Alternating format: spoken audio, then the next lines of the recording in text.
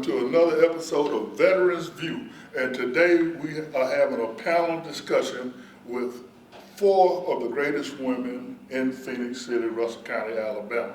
And it's a generational thing. As one of my counterparts told me, it's a generational thing. And today we want to talk about the value that these women and other women like them do in our community. I was thinking when I came over today that I thought about my wife and my mother. And even today, my wife will not go to bed and leave a dish in the sink. She makes sure it's clean before she leaves. She will not leave the house with a bed not being made. And then if you go to work, so when she was working, she did all that stuff. But my mother did that too. When I was coming up, I thought as a child that she would get up early in the morning, fix breakfast for everybody, fix lunch, and then, back then we didn't have the indoor bathroom. I'm from the country, okay, out in the county. We didn't have an indoor bathroom. So she would, like I said, she would get up, she would do all these things, and then clean before she go to work. Then when she get off work after 8 hours, she come home and cook. And I think sometimes that we lose sight of the value of our wives. And that's why I'm so happy that we have Women's History Month now, that we can talk about the role of the women in our lives, in our government, and in everything that we do. So today's panel that we have Loretta Rose from Street Talk. We have Chelsea Arrington, the president of the Urban League Young Leaders of the Chattahoochee Valley. Okay? And we have Miss Naomi Elliott, the Revenue Commissioner. That's the lady who you pay your tax dollars to. And of course, we have the Chancellor of beautiful Troy State where we are today. And thank you for allowing us to do this show from Troy State today. Dr. Donnie Rosa Mims. Close. Dion Rosser Mims. Dion Russell. You were very close. Oh. Very close. Y'all excuse me. I messed up a name. So we want to open up the discussion, just talking in general about your climb to where you are today, from here to here. So who would like to start? We'll give it to. She saw it. Well, first of all, thank you so much for this honor. And I don't mind going first because this is home. First of all, we're the property of Troy University is always a gratitude of love for me and appreciation. It's just a love gratitude here because this is where I grew up, here in Phoenix City, over here in Riverview. So to share, you want to know my journey? I want to know your journey, and I also want them to know that you are a veteran's daughter. Amen. Absolutely. I grew up here in Phoenix City, in Riverview to be exact. My mother remarried when I was 10 years old, and we became a military family. Moved away, and I'm so grateful for our military experience. I have a lot of gratitude in my heart for military families because they sacrifice so much. I credit the military for my experience of traveling, and one of my favorite and I always love to share is Germany. Being in Germany, being there, traveling internationally, helped me to get a culture, a love for a variation of ethnicities and cultures, to kind of help you know why I do what I do.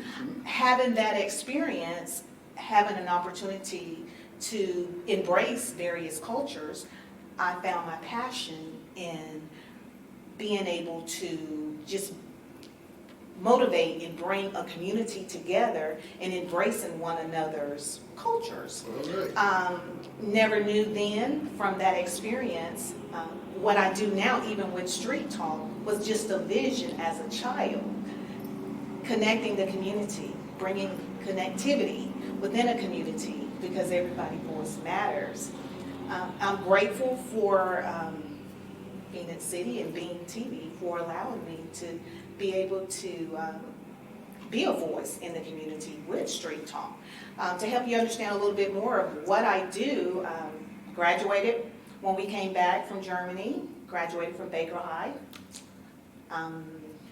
Went off and, of course, got married. I did attend Chattahoochee Valley and Columbus State. But while in college, I had this big idea of becoming a flight attendant.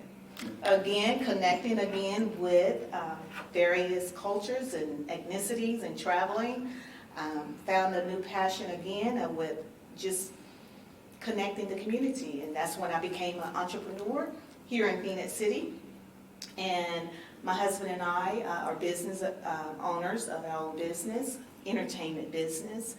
And Well, give us the name of it, because we get this public listening today. well, the company, when I started the youth center here in Phoenix City, it was Rosa Sharon Life Center. And Chelsea, she used to come to my center. It was, and what it was a way of outreaching to the community. Mhm. And this is where I came, because I always wanted to come back home and give back to the community that gave so much to me. And so started out as Rosa Sharon Life Center.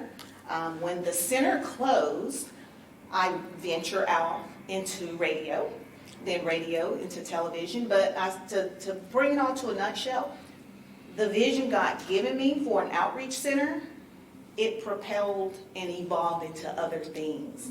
And as my obedience to God was just being faithful over one little small thing, he expanded it into many other things. So that's how we became business owner. And the business is DJ Mark Rose. I DJ with my husband.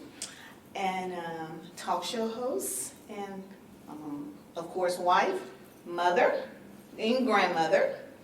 And I just I think motherhood is my most fulfilling role, because I have an opportunity to be involved and shape my children's future in a way that my mother wished that she could have. She got it a little later, but I have an opportunity to be very involved, and I can see the difference, because see, I started out as a child in a single parent home. So I know both ends of the spectrum, single parent and with the two parent. Okay, great. Now I want you to just hold right there, and then we're going to get back to you. But now I want to switch over, since we're going to talk about this generational thing. Now I'm going to go to Miss Naomi Elliott. And Miss Elliott, tell us something about your start, where you went to school, at high school and all, and to where you are now. Well, I, of course, grew up in Russell County, Alabama, out in the county, Cottonton to be specific. And, of course, went to school in Russell County schools, graduated, and, of course, got married a year later. Went to work. Mr. Roy Green gave me my first job at 17. And I've always been very appreciative of Mr. Green and his family and for all that they did for me. And I worked for him for several years in banking. And so I had a banking career, and of course got married. My husband was in the military for a short period of time, and we went to Korea. Another shout for a veteran. Yeah, that's right. Another shot for a veteran. He did not retire from the military, but he was in the service for a while, and I got to go there with him, and I was always thankful for that, and that gave me insight into other cultures as well. And it was a lot different from having just grown up here in this county and then going and seeing people there and in Japan, and it was completely different. But when we came back, I went back to work for Mr. Green in the bank and stayed there so I started having my children, and I have 2 adult children, one that attended West Point Military Academy. Great. And graduated from there, and then my daughter is an attorney in Oklahoma, and so I was pleased to have influence in my children's lives too. I did work some, but I also got to be a full-time mother some of those years, and was appreciative of that and the time that I had to spend with them. and then went back into the workforce, back into banking, and then later I went into real estate. So I've kind of had a little bit of all. A little bit of all of it. And then I went to work as a part-time job in the voter registrar's office, and that's kind of how I got involved in politics. I had a dear friend that ran for an office, and we got involved with that friend in working to get him elected back in the 80s. So I'll tell you the big generation gap there. But then from there, I got appointed to be the revenue commissioner, not revenue commissioner, license commissioner, which meant I sold automobile tags and registered those for a number of years, and then decided that I would actually run and seek a public office. And I was elected revenue commissioner back in 2002, and I've been revenue commissioner since then, since that time. But, you know, I look back at my life, and without the help of so many people, you never get anywhere just by yourself, I don't think. And if it was not for the grace of God, and the way I really think that I got the job as the motor vehicle license commissioner was my daughter was graduating from high school that year and going off to the University of Alabama, and we didn't really have the money to send her, and so I didn't want her to come out of school in debt, and so I prayed a lot that I would get a better job, a better paying job, and I did. And it was only by the grace of God that I got that. And he has seen to it that I've been taken care of, and that I think I have done a service for the community, and I try to do my job to the best of my ability. And I think that the Lord has truly blessed me in that area. I had a mother and a dad that were very strict parents, and I'm one of 8 children. So we knew that we best do what Mother and Daddy said, or there was going to be a consequence to not obeying. And I think a lot of times we miss that in this day and time with children. I think they miss out on that. And children like to have a line that they know they're not supposed to cross. But anyway, all that aside, having good parents, I think, was the main thing that got me to where I am. And then a wonderful husband, and then the teachers that I had in school and in Sunday school, and those people, and then there again, Mr. Green and all the people that I met during my banking years, they've all been very good and helpful to me, and I've always been very appreciative of that, because you don't get there by yourself. Right. And I'm so glad when you just said school, Sunday school, Yes. and school. And school. See, so, That's right. you know, to have God in your life, when you go to church and you go to Sunday school, that makes you a better person as well. Well, If you truly believe. if you truly believe. It makes you a better person. We're going to take a break right quick, and we'll be right back with today's show of Veterans View, talking with the women in our community. And as we go to break, we want to again thank Beam TV for allowing us to do this show. The longest war in America's history has just ended. The men and women who fought for our freedom are among our greatest civic assets. When they return home, we're thankful and proud of their service. Most veterans are strengthened by their experience in the military, but right now, more than half of the 2.6 million who deployed to Iraq and Afghanistan return with mental health conditions related to their service. 1 in 6 struggle with addiction, and 1 in 5 have PTSD. Left untreated, these issues make it difficult to adjust to life after they return and can lead to unemployment, homelessness, and arrest. There are 700,000 vets in the criminal justice system right now, many of them arrested for charges directly related to trauma, addiction, or mental illness. For a long time, our justice system relied on punishment to change behavior. This hasn't worked. New veterans treatment courts provide an alternative to incarceration. These veterans-only courtrooms offer treatment, accountability, and structure, while connecting them to benefits they have earned. If there is no Veterans Treatment Court available, they may end up in jail, separated from family, without treatment, and stuck in a cycle from which they may never recover. But in Veterans Treatment Courts, they are surrounded by other veterans. They receive veteran-specific treatment, meet regularly with a veteran mentor, and they have the opportunity to get their life back on track.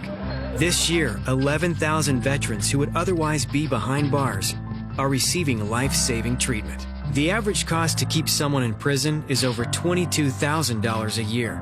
If the veterans who need help had gone to jail instead of treatment, the bill could have been $248 million. And those that go through the program are less likely to be rearrested.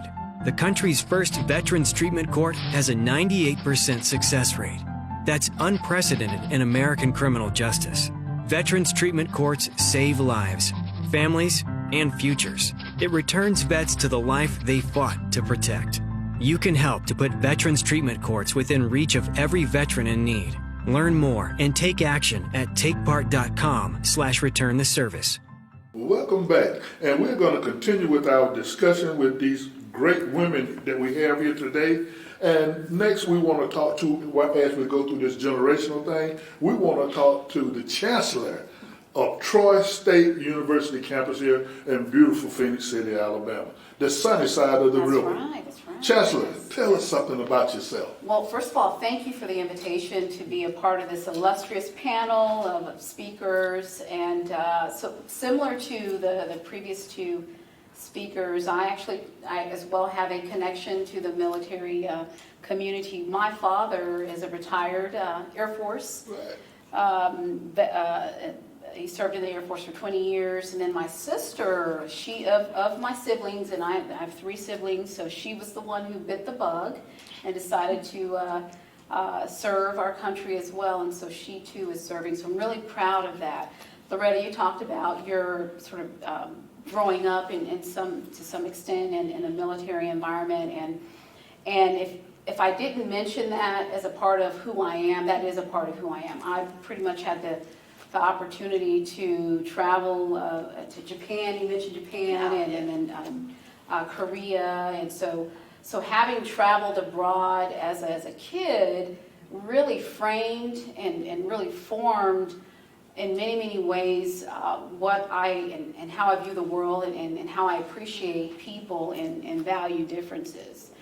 And I think as a woman in 2022, having had that experience in working with and playing with different cultures and really having the opportunity to see the world, it just really makes you appreciate what we have here in the United States. So military brat, and I'm going to always carry that title. I don't know how old you get when you, so I like to tell folks I am from the North, but I'm not.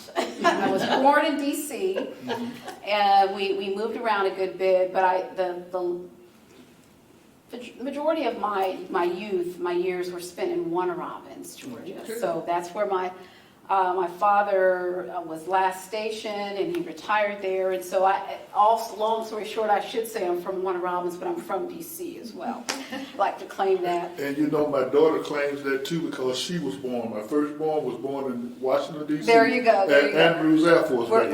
That's exactly where I was born. And so, so yes, and so that, so Warner Robins, loved the community there and did very well there.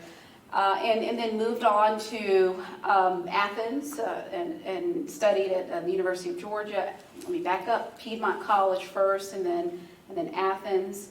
And then along my educational journey and in the development process, much of what I did as a young person and to what I'm doing now, it really involved working with individuals who oftentimes get overlooked. So when I think back, even in high school, I was actually involved and did a lot of volunteering with our disabled students or students who had learning disabilities.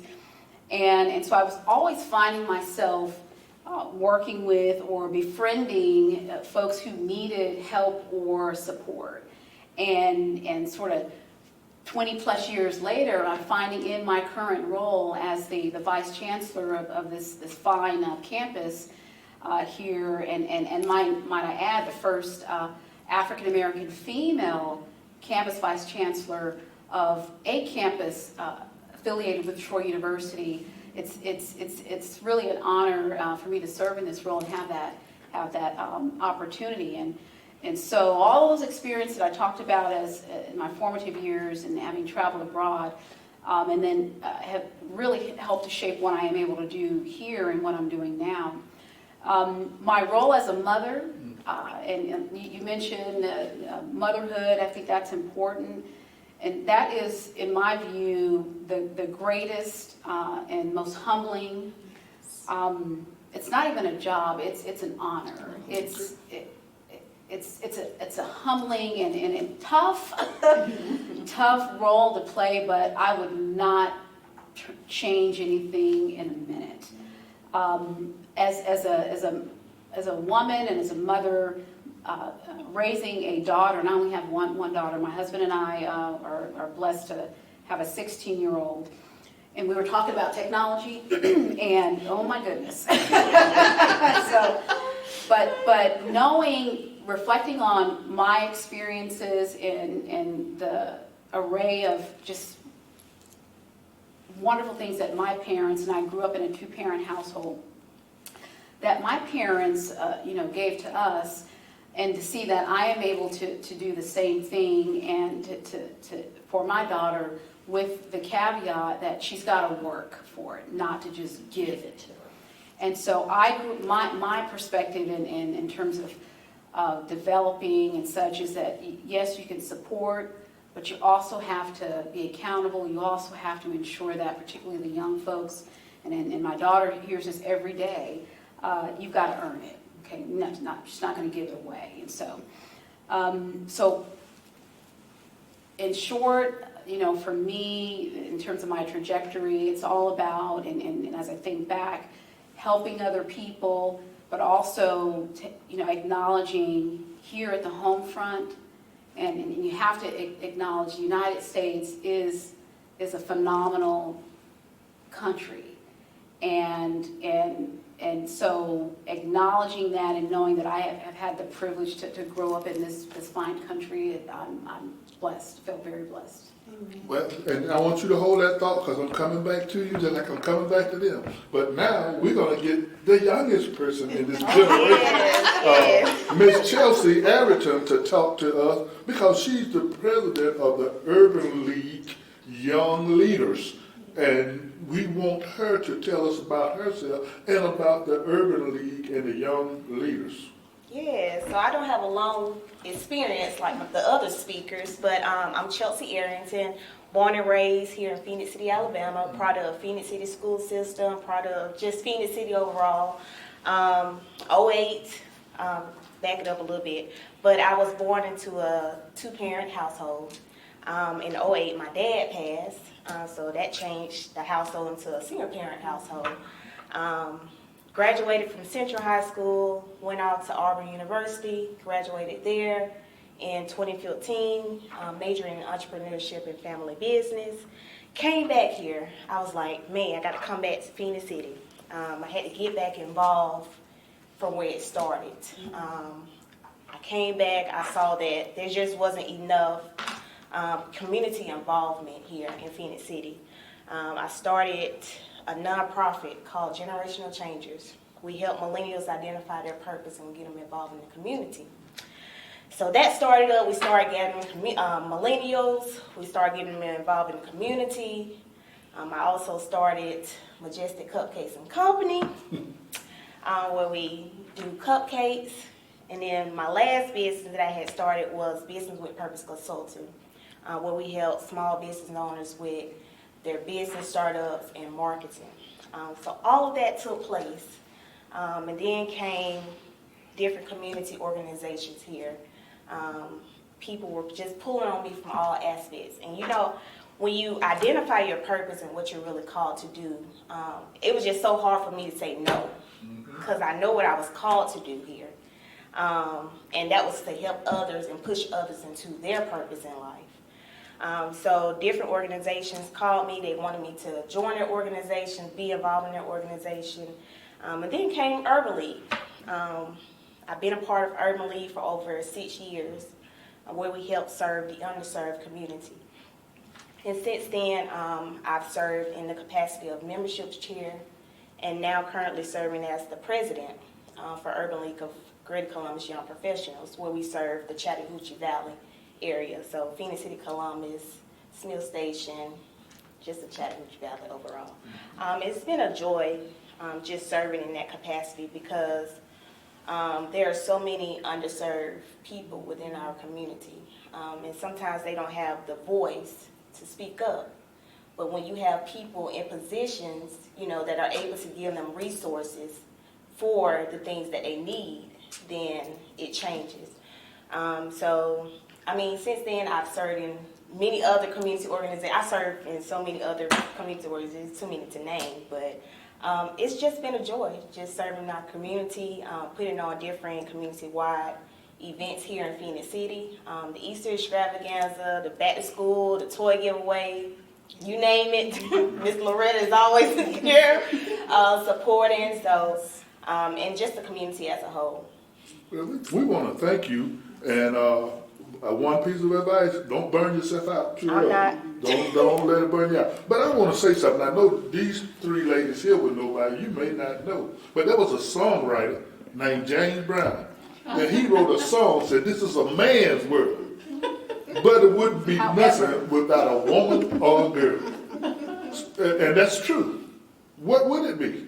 So the part that y'all didn't talk about that I want you to talk about now is those different times you have to get up early and cook breakfast and get yourself ready and your child ready for school and get out the house. And then when you do an 8-hour job, you got to come back home and cook dinner and everything. And when you talk about that, I also don't want you to leave out how supportive your husband is to you.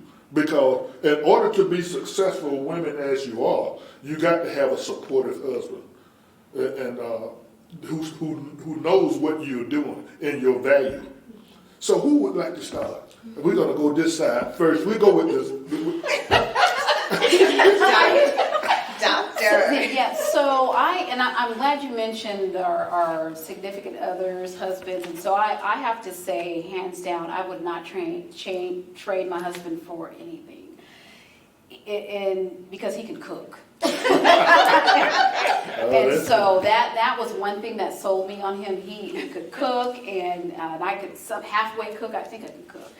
But yeah, I have struggled, over my career, balancing being a mother, trying to advance in my career, trying to continue to serve in my purpose and continue to move in that direction. Because when you know your purpose and you sort of move away from your purpose, you feel that tug. And then raising children, that's a whole another responsibility. And when you bring children into the world, you as parents, as adults, whatever you want to label us, we are responsible for those lives. And so trying to juggle, managing a household, keeping it clean, trying to be healthy, to stay healthy mentally and physically, try to take care of the needs of your significant other, emotional, all those needs that come with being having a partner, and it is tough. But the good news, and I would say on my end, I'm really fortunate, is that it's a team effort. It's not a one-person show in my family. And I was blessed enough to grow up in an environment where my parents operated as a team. There was, on one end, at one point, my mother was, I would dub, the breadwinner. So she was an entrepreneur. She owned her own beauty salon. And my father was in the military. And at that time, back then, we thought we were rich. And then as I grew older, I learned that if it weren't for my mother and the work that she was doing while my father was deployed, and bringing in the money and helping us to go to school, it wasn't just my father, it was my mother. And so, and now in the situation where I'm with my spouse, it's a two-way street. So he's sharing with our daughter. It's not just he, even though he generates a good bit of work and he's an entrepreneur as well. But he's sending the message to his daughter. Look, I'm not the only one who's carrying the weight of this family. Your mother is as well. And so I appreciate that of my husband. He cooks, he cleans. He's not the best cleaner, but I appreciate that he appreciates me, and I think it's important for any relationship. You got to appreciate each other, and in particular, if you're a female, a woman, and you have a family, you got to have that relationship with your significant other, spouse. And thank you for that. And now we're going to ask Miss Naomi to tell us, because I know your husband is a sculptor, right? Well, he is these days. He has done numerous jobs also. He retired from the University of Georgia in their small Go Dogs. business. I'm a Georgia. That's, I have to say that. I'm sorry. I know we have Alabama. That's all right. My daughter went to Alabama. That's where you're Alabama. That's right. But that's okay. But That's great, yes. he retired from there. And he does, he's an artist, and he does sculpting, and he paints, and he carves, so he does quite a bit of stuff. But in rearing our children, he was always very supportive of me in the fact that I had to, like you have said, get up and do the breakfast, get the lunches packed, get the children ready to go, and most of the time deliver them to school, and then go to my job. And then they would have to be retrieved from school and taken back home. And I did most all of that. And he was not in a position that he could, do those things. But he did other things and was very supportive. And my children were very supportive of the fact that their mother worked and did all of these other things too. I know Not to mention the after-school functions. that's and right, all to that. get them to Yeah, where get they had to go and participate in all of those things. But my son now tells people that he was amazed when he was growing up. He didn't think much about all the food that was prepared and put out and people coming in and eating. And then I had to work and come in and do this when we would be hosting people at our home. And he said, but when he started, he thought that was normal. And he would go to other people, his friends' homes, and he'd say, they didn't do that. I thought that all mothers did that. And so that made me feel good that he did realize how much effort it took for a mother to do the things to make his life easier and to make him appreciate home and to appreciate his family. And so it's it's just been a rewarding thing, and I was fortunate that I did get to be a stay-at-home mother for a period of time, but I also basically worked. So it was not. I didn't think about it as being difficult. It was just what you did. It was just part of everyday life. It was part of everyday life. And I look back on it now and I wonder how I did all of it. But I did, by the grace of God. I was able to do it. And we raised two great children and very productive citizens, and just proud of it, and was proud that I could do it. And it might not have been as easy if I had not been in this particular community. I don't know, because I never lived anywhere else, and it was just the thing. Except Korea. Well, I was there for a short period of time, but I was not trying to rear children. That was before the children came along. But I want to share something with you all. I've been married, I think, 41, 42 years. To the same wife. So I want to make sure everybody know that. To the same woman. We've had 3 children. And we are a tag team. And when I say tag team, we are truly a tag team. Now, no matter where I got stationed at, my children could not play with your children if I didn't know you. Right. If I didn't know you or your character, my kids couldn't play with your kids. And they used to ask me, why would you let? I said, because I haven't met the parents yet. When I meet the parents, then I'll know who I'm letting my kid go to the house. See, I'm cut from that same cloth. See, I'm so- cut from that same cloth. And I think a lot of, especially when you've been in military families, you learn that quick. But I learned that personally, to tell you the truth, from right here at home, because my parents didn't play that. They didn't play you going somewhere with somebody you don't know, Well, and hanging out. I lived in the country, like you said, you grew up in the country, and I did it also. And so you didn't have like close neighbors, and so, but my parents wouldn't let us go off and spend the night, especially with somebody that they were not. And I did the same thing with my children. I think the first time I had participated in a sleepover was in high school. I think it was in high school. I was too. It was in high school. Unless it For that very unless it same was with reason, cousins. Yeah, We did have but- family but- members that yeah. I did that with, but as far as someone Yeah. else, I was in high school. Yeah, we was very, very strict in my, and I gotta give this shout out to my wife, because our last duty station was in Tuscaloosa, Alabama. I was in charge of all recruiting for the Navy.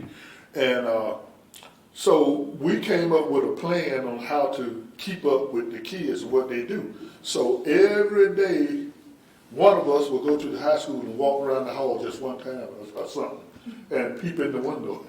Like, every day we would do that. And then when my mom got sick and I needed to get closer to Phoenix City, the closest I could get that a job that was paying me what I wanted to make was in Atlanta. So I said, I'll get an apartment in Atlanta, and then I'll come home on the weekend. And y'all come up on the weekend, because my mother was very ill.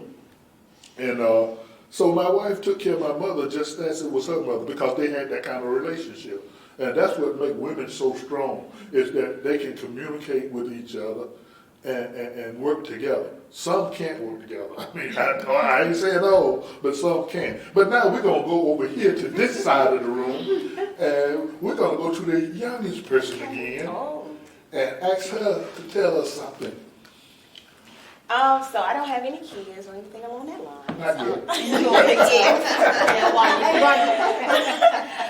But as it pertains to the topic that we're talking about, I can talk from the perspective of my mother, how, even though times wasn't always easy, she still pressed through, even till today, losing a spouse. You can just see how strong of a woman she is, and just her heart to serve others. So I really do just appreciate my mom for everything that she's done for us over the years, from baby all the way to, us just being young adults. That's just a mother love. And how many siblings do you have? I have 2 other siblings, all girls. Oh, good. Now we're going to go to Loretta, and it's something Loretta left out, but I'm going to see if she's going to bring it in. If she don't, I'm going to bring it in. Okay. So, Loretta, tell us about it. Well, when the ladies were talking about, and you mentioned about the support of our spouse, it brought tears to my eyes, because, I love my husband. And I always say I couldn't do what I do without his support. Not only he's my covering, but he's my confidant. And he's always pushing me when I want to say, I want to, hold back, because I do so many various things. But motherhood changed my life and my whole view. It changed for me when I was a flight attendant when I got pregnant, because it was different when we both were just career people working. But when we had started a family together, it changed things. And for us, we were intentional about it, because we both came from a single parent home for a period of time. And we always said we wanted to be available for the kids. Now, I was the sacrifice. I was the sacrifice. And so I was an at-home mom. And that is one of the most challenging jobs, but the most rewarding, because you have altered your whole life, your whole career, pretty much, to be there to raise your children. And to fast forward, for me, I was at home, and after I had been a career person for so long, that's when I started business. And my thing for me, because my mother wasn't able to do it, and I always heard her saying, if I could go back in time, I wish I could do this. My choices was different because I didn't want to have any regrets with parenting, because I work with so many women that in the flight career, in pilots, they always would say, if I could just go back in time, I would change this, I would change that. So I walked away from that to be intentional with parenting. And so everything that I do kind of revolve around my children. I feel like I'm still an at-home mom. I have a 10th grader still. I take my sons to school every day. It is a sacrifice, but I want to be hands-on at all times. Just like you said, I'll pop up at a school in a minute, and they know it. And you know, the good thing about that is my wife was a home health care provider. And all of her girlfriends that worked in the field with her, when my mother up there, once they leave a patient's house, each one of them go by the hospital and check on my mom. So I had about 8 people every day going by the hospital, including my wife, checking on my mom. So the nurses couldn't do nothing but their job because there was too many people coming in to see how Miss Ruby was doing. And that's what women do for each other when they really care. But the other thing I want you to tell us about your daughter, and she's in school up at UAB. Yes, so my firstborn, Chastity, is 22. She's a pre-med student. We're graduating December 11th to be exact. She's in school to be a neurosurgeon. And keep in mind, as parenting at 5 years old, that's what God gave her. And she has never wavered from that. She always said she wanted to be a brain doctor. But part of being intentional with parenting, I had to nurture that. So she is, and I'm super, super proud of her. She is a pre-med student. Next to go to medical school. I'm super, super proud of her. But again, being intentional as parenting has a lot to do with her trajectory. And this, I'd rather sacrifice on this end than to have to sacrifice on the latter end. And we have a son, and we also have an older daughter, 35. So, because when my husband and I started dating, the 35-year-old was just 10 months old. So my husband and I have been together a long time. You do the math. We've been together a long time. But again, with the support to be an entrepreneur, to be a mother, to do 2 talk shows, and not only I serve out of the studio of Bean, but I have my own studio also at the campus of Columbus State University. And then have a DJ business, and we travel with that. It's a lot, but because we partner, my husband and I, as a team, just like you say, he always said we tag in and tag out. We tag in and tag out. And that's how we roll. And it works for us. And the other thing, I'm going to have to give your husband some props. Oh. Because on her birthday, yes. he sacrificed. Oh, yes. He said, I know, tell us that story. Okay. Yes, so again, that man, I love him so much. For my 50th and our 27th anniversary, yes, he blessed me with an amazing 2022, I guess 2021 brand new Mercedes AMG. I saw it online. Super Sport. I saw it on Facebook. So look, check this out. Oh, But this is to help parents with your sacrifice to know that it would never go. It doesn't go unnoticed. He said that for all my years of sacrificing for the family, for the children, he said that he wanted to bless me. And he said that it was built just for me. That's an honor to be built just for me. But he said for your sacrifice, because nobody knows how you sacrifice. He said, we've been the backbone. Wives, women, the mothers, we've been the backbone of the family, and the glue. And so I enjoy that car. I go back to the saying that this is a man's world.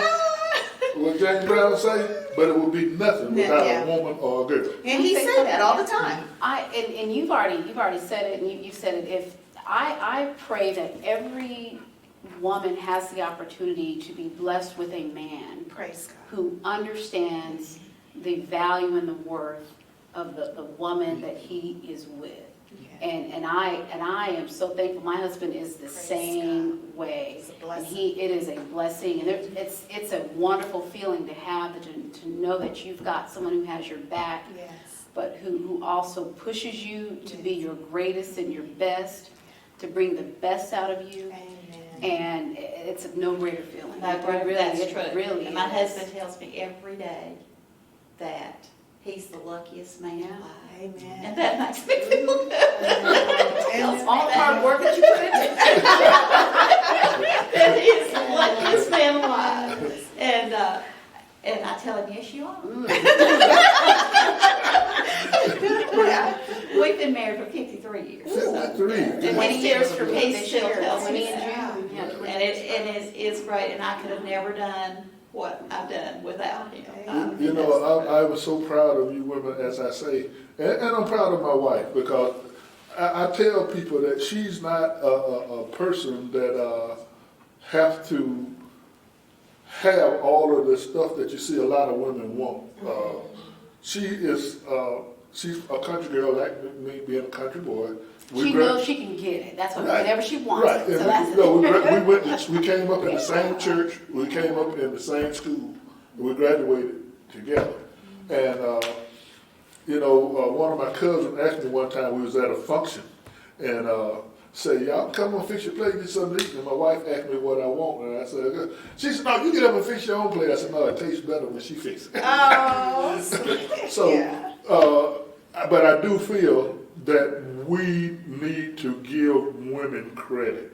And I really mean that from the heart, because I thought, as I said earlier, riding in here, I was thinking about my mom and all she did for us when I came up. I remember I sat upside the bed one night, all night, because she was sick.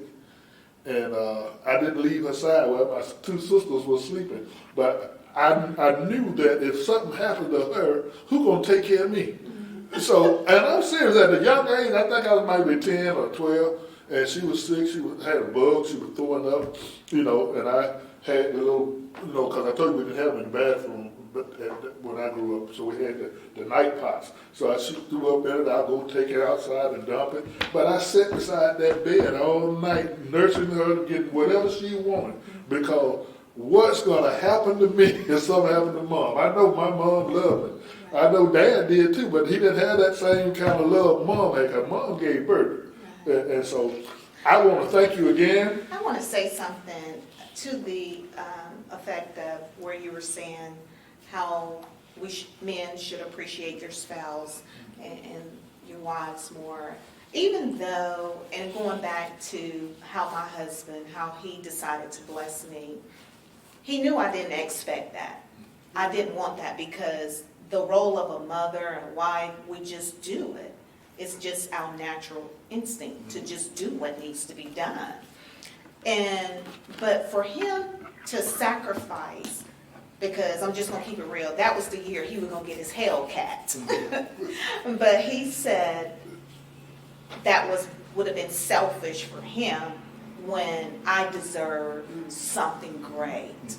And it felt so good to be recognized for my many years of sacrifice. And when I say this show ain't even long enough to tell the sacrifice, because I know the women, we make it without thinking. We just do it. But to be honored in such a way meant so much that he appreciated it. And a lot of time we take the little simple things like that for granted. And so that's why I feel so honored to be able to share the platform with these amazing women. I love it, the generation, because we see in the generation, and prayerfully, and I believe it will help bridge the gap of the generational gap that's in our community. But just what you're doing is a blessing to us. Thank you. And if I could add, and we may be going to break, something that you said, Mr. Roy, in terms of that I think the young ladies who are still trying to find their way and finding that right person, the way that young man treats his mother is an indicator. It's an indicator how you will be treated. So the way that you were taking care of your mother, even when she was ill, your wife was watching. And you know, I want to say this, because you just brought it to my mind, a virtuous woman. Yes. I told my sons when they got old enough to start looking at a woman and talk, if she don't have the characteristic that your mother has, you don't need her. If she don't treat you a certain way, if she don't take care of herself and her family the way your mother do us, then you don't need, you need a virtuous woman. And I told my daughter, I only have one daughter, and she's the oldest. Hey, if a man don't do what your daddy do for you, you don't need him.